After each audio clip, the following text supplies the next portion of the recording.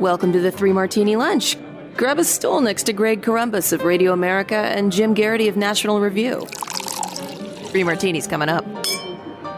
Hey, really glad you're with us for the Friday edition of the Three Martini Lunch. We have good, bad, and crazy martinis for you today. But Jim, before we get to the martinis, you know, there are moments as a parent, I'm sure you've been there, where you're thinking, what in the world am I doing? Am I having any positive impact here whatsoever?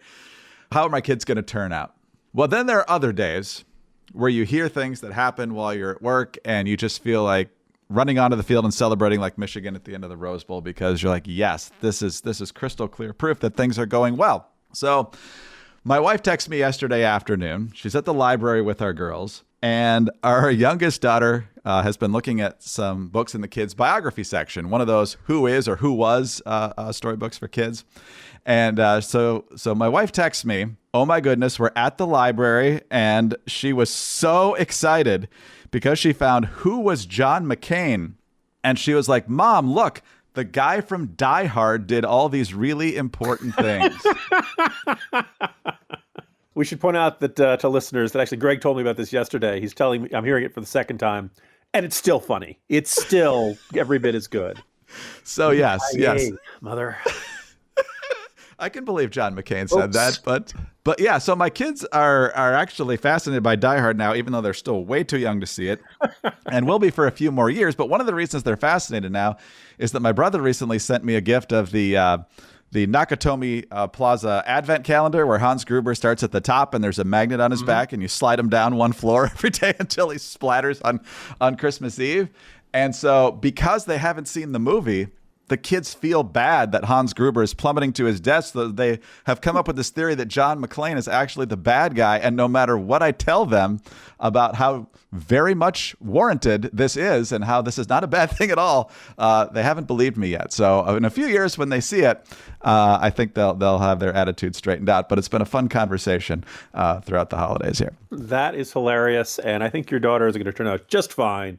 For many reasons, but it's because of the good values instilled by you, Mrs. Columbus, and John McClane.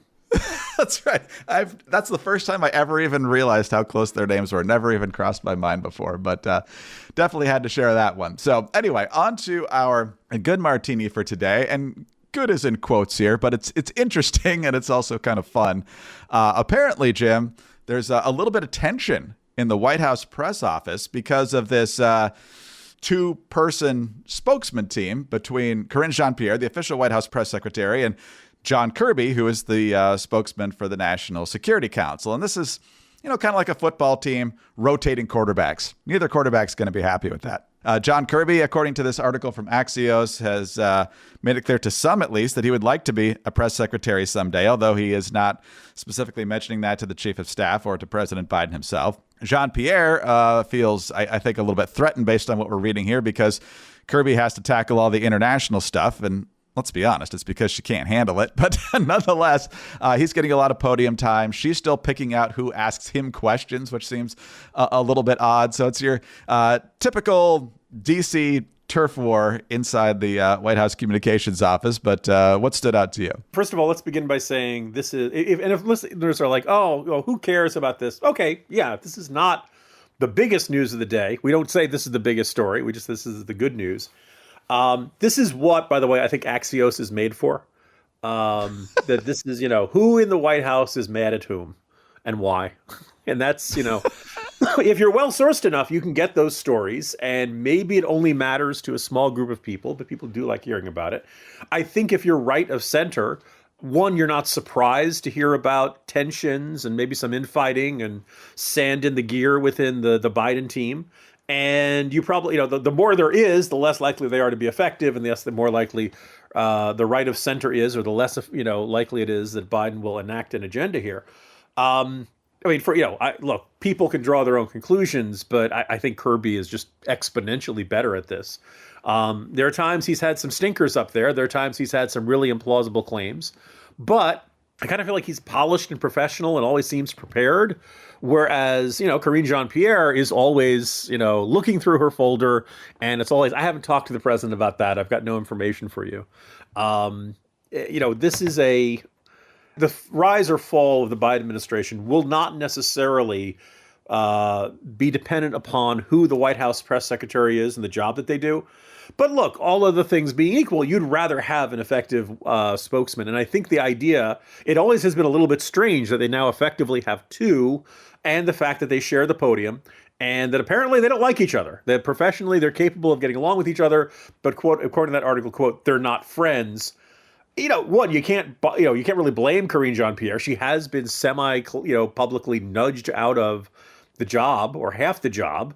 And I'm not a mind reader, but if you are John Kirby and you've had this kind of career, both at the Pentagon and here at the White House, you know your stuff, you do your job well, and you probably don't look at Karine Jean-Pierre like, oh no, she's a good wingman. I trust her. She's got my back on this. And so it's just kind of an amusing story, but I think it also illustrates, people for a long time, we've made fun of Karine Jean-Pierre on this podcast. Don't think she's very good at this. We didn't think Jen Psaki was particularly good. And when Psaki departed, my colleague Michael Brennan Doherty said, you're going to miss her. She's actually pretty good at this job. Well, Karine Jean-Pierre is like trying to make MBD look smart. Is basically trying to say, yes, I will make Jen Psaki look really good at this. And I think it's just kind of an interesting dynamic here. That this is not necessarily just even a team of rivals sort of thing, just a demonstration that there is this weird divide about who does what, and this tension and these, sharp elbows kind of nudging each other.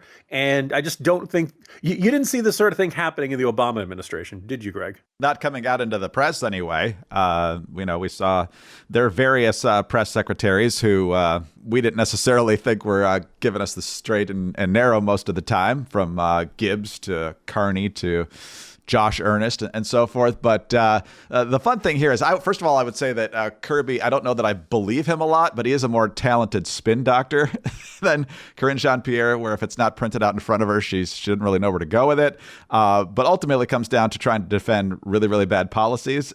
And so that's a challenging thing as well. But the fact that they're not exactly the best of friends, which is understandable since they're splitting the duties here, is fun to watch. But look, if you said, Jim, we love you, but John Gabriel's going to be showing up, every other day. And I'm like, well, my travel schedule's not that bad. No, we're just going to have John in for you. If you can begin an answer, and then if I don't like it, I'm going to have John Gabriel come in and finish it. That would probably be a bad sign. I would probably not like that. So, yeah. The idea, and the other thing is, notice nobody around Biden recognized, this is going to cause some problem down the road. Let's talk about our great sponsor for the day, and that is 4Patriots. Go to the new website, 4patriots.com/martini, and you're going to find fantastic deals there. But they change each week and sometimes each month, so make sure you keep checking it regularly. Right now, a couple of the great deals they have on is the Halo XT Tactical Solar Flashlight. You can get a 4-pack of those for just $119. And the Sauna Wrap Therapeutic Blanket is 80% off right now at 4patriots.com/martini. But don't forget about the other items that we talk about a lot. The Patriot Power Generator 2000X charges more devices for longer in a blackout, double the capacity and more peak power than before to keep those critical appliances running. Plus, the best-selling survival food kits, delicious tasting, real meat, real vegetables, great camping and with picnics, but best in an emergency. Visit 4patriots.com/martini to see this week's discounts and deals before they are gone, and get free shipping on orders over $97. Save more and get peace of mind now by going to the number 4patriots.com/martini. That's 4patriots.com/martini. All right, Jim, on to our bad martini now. And this is also the subject of your morning jolt. And that is the situation with the Houthi militia group based out of Yemen, but bankrolled by the Iranians, and all the trouble they're causing in the Red Sea. They've attacked many commercial vessels. We've had to send vessels to push them away from commercial vessels before, but some shipping companies are just not dealing with the Red Sea right now, including Maersk. They're going the long way around Africa, and that's going to take more time and make our stuff more expensive because the Houthis are having way too much control over the southern end of the Red Sea. But apparently it's not true for everyone. As you point out today in the Morning Jolt, they're perfectly fine playing nice with the Chinese, which shouldn't come as a huge shock given that the The Iranians and the Russians and the Chinese have all been playing footsie, and the Venezuelans too here in our own hemisphere. But what's the significance of this, and are we actually going to do anything about it? Well, the significance of this is that this group of hostile nations, I've used the term axis of devils or axis of demons. You can call it the coalition of the bad guys. Going back, a month ago, it was very clear that for the Islamic Revolutionary Guards Corps, apparently some of their members are talking to the New York Times and said the Houthis were going to be Iran's chosen proxies because from Yemen, they are both close enough to the Red Sea's strategic waterways to disrupt global shipping and far enough from Israel to make retaliatory strikes difficult. Right? This article continued, unlike Hezbollah, the Iranian-backed militant group that has struck Israel from Lebanon, the Houthis are not beholden to domestic political dynamics, making them effectively accountable to no one. Right. Now, since November 19th, as of yesterday, Houthi rebels had attacked commercial vessels 23 times. Sometimes anti-ship ballistic missiles, sometimes land attack cruise missiles, unmanned aerial vehicles, aka drones, fast boats, and several hijacking attempts. So the Houthis are doing this, and they've done it enough so that not just, Maersk, which is a very, as you said, a very big one, almost every major Western shipping company has said we're not using the Red Sea until further notice. Switzerland's Mediterranean shipping country, France's CMA, CGM, Germany's Hapag-Lloyd, all of them said we're not going through the Red Sea anymore. One exception is China's state-owned shipping line, Costco, and I'm not, Costco, not Costco, the big split store where you go and you get the giant hot dogs and stuff. No, Costco is still good. Don't blame them for any of this. But this is kind of interesting. Oh, okay, the Houthis, for some reason, they feel like it's safe, and in the whole process, the Houthis have never fired anywhere near a Costco ship. So, what's really intriguing is that there's this Chinese professor and military expert, Yun Hua, I'm probably mangling the pronunciation of that, but he's a faculty member at the Chinese People's Liberation Army's National Defense University. He posted this YouTube video. It was in Chinese, the Middle East Media Research Institute, which basically follows all kinds of foreign media and translates it. It's a very long kind of monologue discussing the strategic position of this, but I'll just kind of skip to the end that's most important. As I mentioned a few days, this is the translation. As I mentioned a few days ago, the Houthis expanding their attack range in the Red Sea has undoubtedly been beneficial to China. From the latest developments, 5 global international shipping companies, the ones I mentioned earlier, have successively announced the suspension of their services in the Red Sea, opting to detour around Africa. This has resulted in direct increases in time and transportation costs. China's Costco shipping holding has become the only major shipping giant able to navigate the Red Sea. End quote. So in other words, Iran, using the Houthis as their proxies, have effectively shut off the Red Sea for any ship that's from a country they don't like, but they will allow ships from countries they do like, namely China. This axis of the devils, whatever you want to call them, this is them rubbing our noses in it. And the minor retaliatory strikes we have sent at the Houthis are not doing any good. Now, as I lay out, the Biden administration had a conference call on this, answered some questions, and they talked. The first thing they mentioned, Greg? What? A effort at the UN Security Council. Oh, boy. My thinking is, I think they might unleash a resolution saying, stop doing this. And if you don't stop, we'll say stop again. The next resolution will be even more firmly worded, and that will do it. They've attempted to put together a coalition, and I'm going to quote this from this unnamed senior administration official because it just sounds so terrible. I'm reading directly from the transcript. The president asked for an effort to talk to allies and partners with a statement that would very clearly send a warning to the Houthis that they will bear full consequences and responsibility for any further attacks against commercial vessels in the Red Sea. Now, this thing's happening almost every day, right? In the transcript, they don't tell you who the official was, but they give you the names of the other reporters. And Andrea Mitchell of NBC News, so is that it? Would there be another warning if there's another incident? Would you wait for an incident to respond, or would you take preemptive action? And the transcript continues, Andrea, thank you. Again, I'm not going to get to the rules of engagement or any anticipatory further action. I would just say I would not anticipate another warning. I think this statement speaks very much for itself. And we have acted defensively. And again, I think it's very clear warning. I'm just going to let the statement stand for itself, and I'm just not going to get ahead of the process from here. Now, if the process from here involves like really heavy strikes on the Houthis, and you end up seeing little pieces of Houthis all across Yemen, and all of a sudden all their rocket launchers get taken out, and all their ammunition stockpiles got taken out, and all of a sudden they can't fire rockets into the Red Sea anymore, I will say, okay, good job, Biden administration. But so far, that has not happened. Because I got to tell you, Greg, I don't think a UN security revolution is going to get these guys to stop shooting. It'll be crazy. I just got that feeling. Yeah, especially considering 2 of the permanent 5 members of the UN Security Council probably wouldn't go along with it. So it's a waste of time anyway. But this is ridiculous. That's probably one of the weakest statements from the administration on Iranian-led mischief in the region since mid-November, when we had already suffered dozens of attacks. And the State Department said, well, some days we're not attacked. Yeah. This is really the worst in about 2 months. Excellent reporting on your part, as always, especially on a story that doesn't get nearly as much attention as it should. Big impact of all these companies having to go around, and also the free pass being given to the Chinese.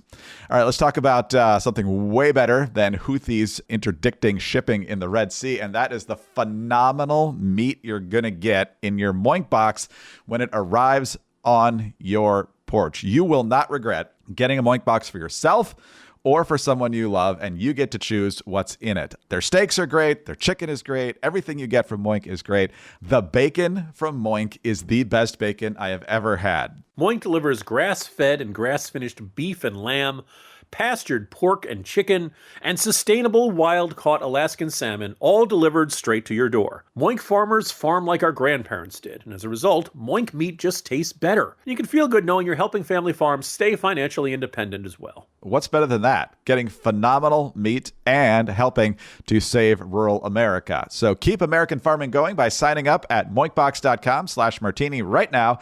And listeners of the 3 Martini Lunch get free ground beef for a year. That's 1 year of the best ground beef you'll ever taste, but for a limited time. Spelled MOINK box.com/martini. That's moinkbox.com/martini. All right, Jim, on to the crazy martini, but we're not leaving the region. It's on to Iran proper now, not their little buddies in Yemen, the Houthi rebels. This is in relation to a story that played out on Wednesday that caught a lot of people by surprise, but again, didn't get a ton of attention as far as I could tell. This is Axios.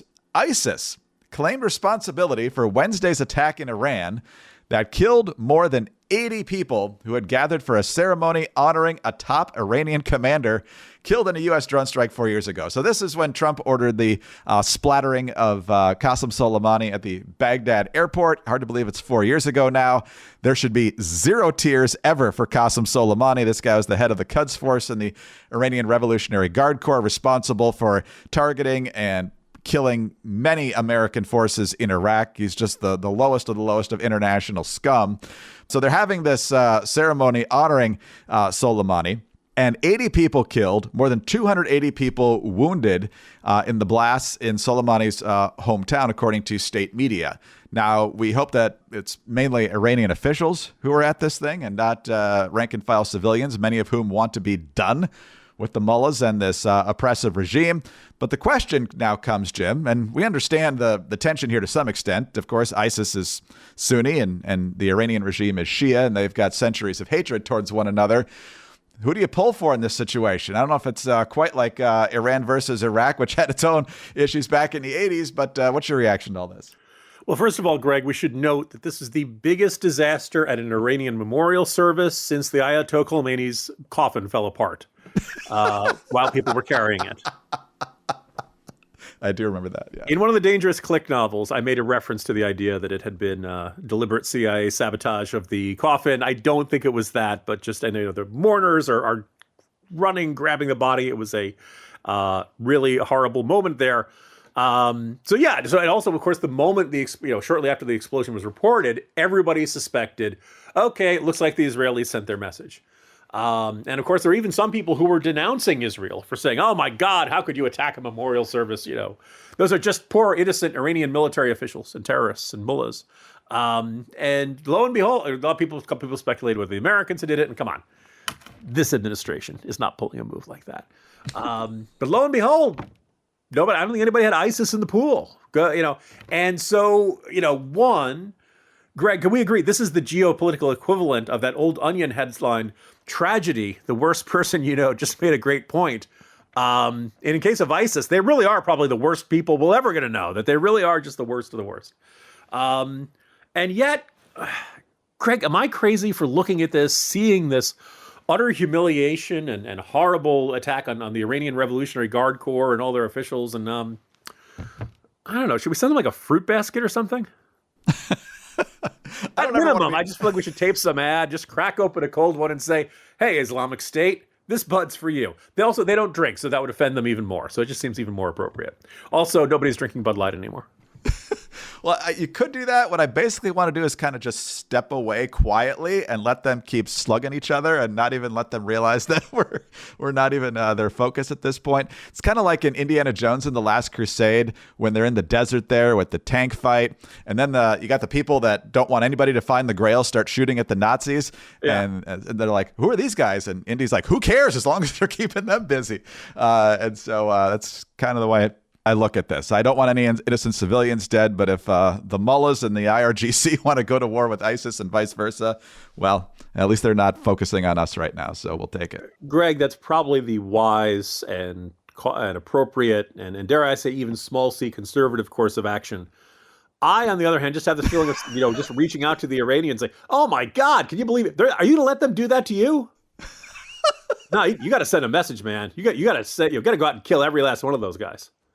And then, of course, once they retaliate, we got to say to ISIS, man, can you believe they did that? Boy, you got to send a message back to them. Let's you and him fight. Let's see how it goes.